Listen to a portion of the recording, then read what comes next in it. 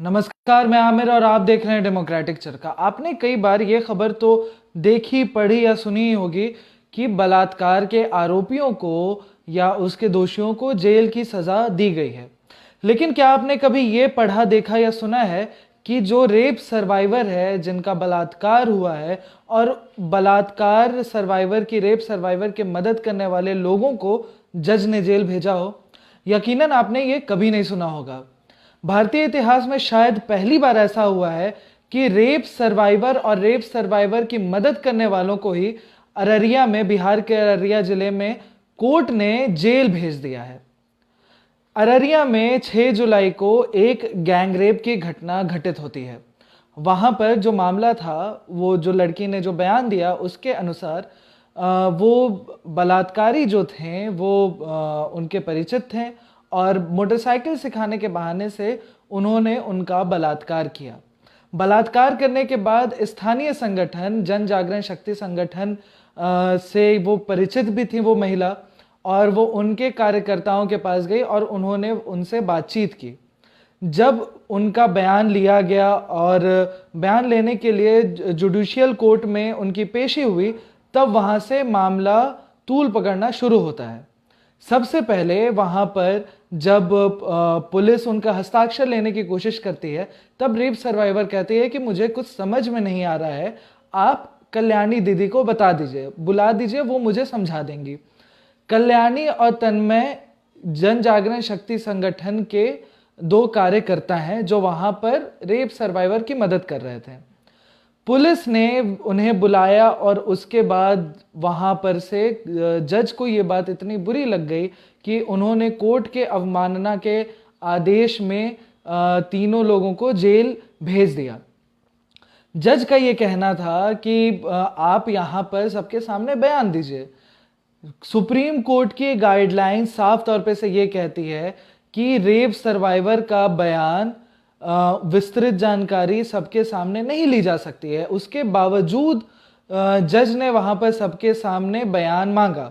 जब rape survivor ने इससे इनकार किया, तब उनके ऊपर अलग अलग तरह के चार्ज लगा दिए गए।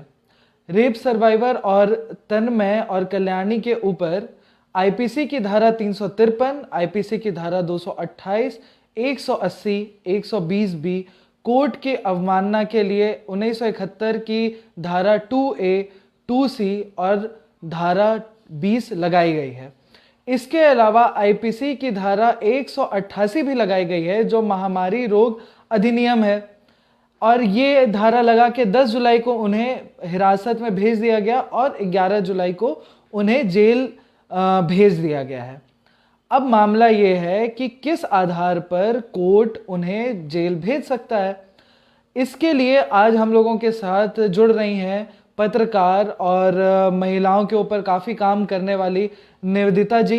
निवेदिता जी, बहुत बहुत स्वागत है आपका डेमोक्रेटिक चरखा में। जो पहली जानकारी हम लोग आपसे लेना चाहते हैं वो ये है कि जब हम लोग इस केस के बारे में पढ़ रहे थे और अलग अलग लोगों से राय मशवरा कर रहे थे, तो ज़्यादातर लोगों ने, ज़्यादातर क्या, सभी लोगों ने हमें ये जानकारी दी कि शायद भारतीय न्यायपालिका के इतिहास में ये पहली बार हुआ है कि किसी रेप सर्वाइवर और जो उनकी मदद कर रहे हैं उनको ही जेल भेज दिया गया हो। ये बहुत दुर्भाग्यपूर्ण है कि ये अररिया में ये घटना हुई और जो विक्टिम है उसी को जेल भेज दिया गया, और विक्टिम को के साथ साथ उसके मदद करने वाले जो संगठन थे, जन जागरण शक्ति संगठन, उस संगठन की दो कार्यकर्ता, उसको भी जेल भेज दिया गया।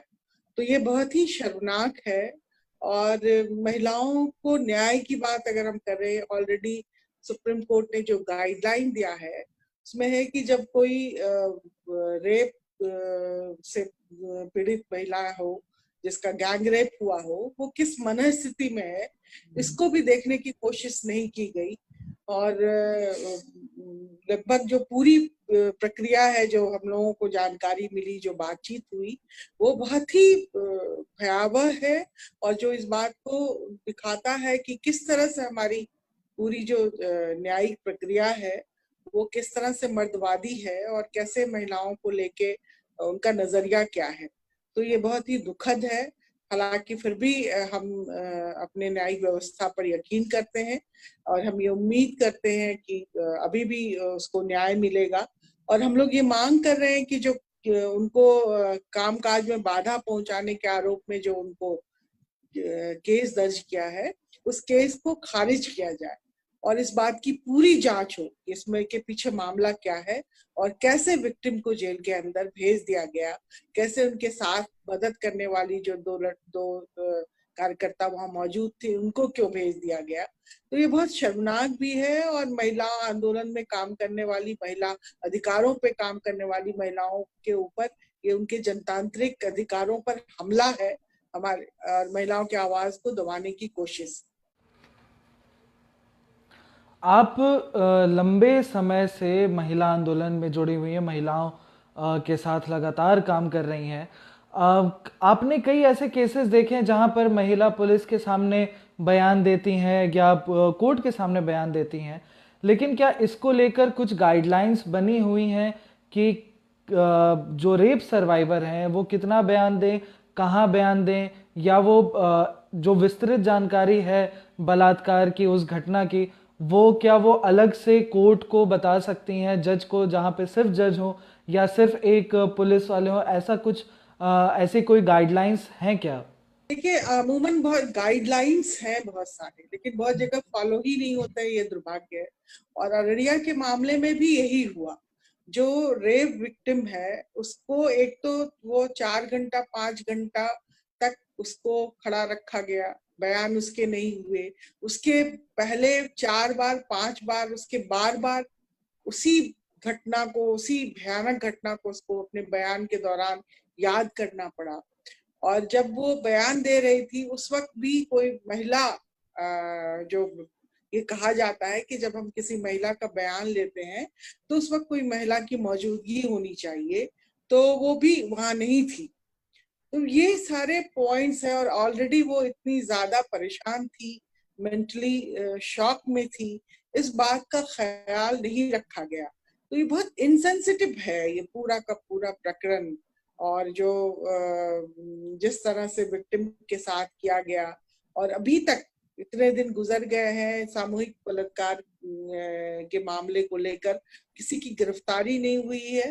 सिर्फ एक आदमी का पता चला है कि गिरफ्तार हुआ है, लेकिन जो सामूहिक, जो बलात्कार में शामिल नहीं था लेकिन उस षड्यंत्र में शामिल था, उसको गिरफ्तार किया गया है। लेकिन बाकी जो लोग हैं उनकी कोई गिरफ्तारी नहीं हुई है। तो ये बहुत शर्मनाक है कि भाई उन लोगों को सजा देने के बदले इनको जेल दिया दिया गया और उन सारे विक्टिम्स को अभी तक खुला छोड़ा गया है, उनका कोई शिनाख्त नहीं हुई। हम लोगों ने आज महिला आयोग को भी एक खत लिखा है सभी महिला संगठनों की तरफ से, कि हालांकि महिला आयोग ने कहा है कि हम लोगों ने स्वतः संज्ञान लिया है इस मामले को, लेकिन इस मामले को महिला आयोग गंभीरता से देखे और इस पर काम करे, ये हम लोग की मांग है। जब हम लोग इस केस के बारे में पढ़ रहे थे तब हम लोगों ने जो मीडिया रिपोर्ट्स पढ़ी उसमें दो बड़े प्रमुख अखबार, हिंदुस्तान और प्रभात खबर जैसे अखबारों ने रेप सर्वाइवर की पूरी पहचान को उजागर कर दिया था। तो क्या ऐसी कोई मीडिया गाइडलाइंस, मीडिया एथिक्स है या सुप्रीम कोर्ट की कोई गाइडलाइंस है जिसके तहत इन अखबारों को के ऊपर ये कार्रवाई भी की जा सकती है और वो लाइन उन्हें नहीं क्रॉस करनी चाहिए थी? साफ साफ मीडिया एथिक्स में भी है और जो हमारे सुप्रीम कोर्ट की जो गाइडलाइंस है ऐसे मामलों में, उसमें भी है कि आप पहचान को उजागर नहीं कर सकते हैं। इसीलिए आप देखेंगे कि रेप से संबंधित कोई भी खबर होती है उसमें या तो नाम बदला हुआ होता है या फिर बिना नाम के खबर दी जाती है। बिल्कुल ये बल्कि ये ऑफेंस है, अगर आप नाम जाहिर कर देते हैं तो आप पर कार्रवाई होगी। और मीडिया की में भी जो गाइडलाइंस है उसमें भी आप नाम नहीं जाहिर कर सकते। ये बहुत दुर्भाग्य है कि सिर्फ नाम ही नहीं जाहिर किया गया, उसके घर परिवार का पूरा प्रकरण दिया गया, जिस वजह से शहर में उस लड़की के बारे में सब लोग जान गए। उस पर जो हमारा जो सामाजिक ढांचा है, जो प्रतिसत्ता का ढांचा है, उसमें अगर कोई बलात्कार की शिकार लड़की होती है तो आरोप भी उसी के चरित्र पर लगता है। तो उस वजह से भी उसको काफी परेशानी, मानसिक परेशानी झेलनी पड़ी। और सबसे बड़ी बात हुई जो जो जज ने आधार बनाया कि ये सरकारी कामकाज में दखल का, तो ये बहुत ही हास्यास्पद इसलिए है कि जो लड़की रेप विक्टिम है, जिसकी मानसिक हालत ठीक नहीं है, जिसे 5 घंटे तक कोर्ट के बाहर खड़ा रहना पड़ा, जिसे 5 बार अलग अलग बयान के लिए ले जाना पड़ा, और जब उसके बयान हो रहे थे उस वक्त किसी महिला की वहां मौजूदगी नहीं थी, और जब वो बयान दिया जा रहा था तो वो ये कह रही थी कि मेरी जो मदद कर रही है कल्याणी, उसे बुलाया जाए, और ये कह रही थी कि आप जो बयान दर्ज किए हैं वो मुझे सुनाया जाए। सिर्फ इतनी सी बात जज के अहम को बहुत चोट पहुंचती। तो ये पूरा का पूरा मामला बहुत दुर्भाग्यपूर्ण है, और ये अखबारों की भूमिका बहुत दुर्भाग्यपूर्ण है। ऐसे अखबारों में किन किन लोगों ने नाम जाहिर किया, कुछ बड़े अखबारों में नाम जाहिर हुए, इस पर कार्रवाई होनी चाहिए, उनके एथिक्स पर बातचीत होनी चाहिए। और हम ये मांग करते हैं कि उन अखबारों को भी नोटिस दिया जाना चाहिए कि कैसे आप विक्टिम्स के नाम को जाहिर कर रहे हैं और कैसे कोर्ट रूम में अखबारों को खबर कैसे कर दी गई, जबकि वो पूरा प्रकरण चल रहा है, और जब वो बयान दे रही है उस वक्त अखबार कैसे मौजूद हो गया। उसकी भी जांच होनी चाहिए कि कहीं कोर्ट के लोग ही तो नहीं मिले हुए थे जो मीडिया को बुलाया, फिर उन्होंने ही तो ये सारी जानकारी नहीं दी। तो ये सारे सवाल हैं जिस पर जांच होनी चाहिए, और ये बहुत दुर्भाग्यपूर्ण घटना है। महिला संगठनों की तरफ से ये मांग की जा रही है कि वो उस पूरे केस को ही खारिज किया जाए, और जो जेल में बंद है उनको निकाला जाए जल्द से जल्द, जबकि कोर्ट अभी बंद हो गया है।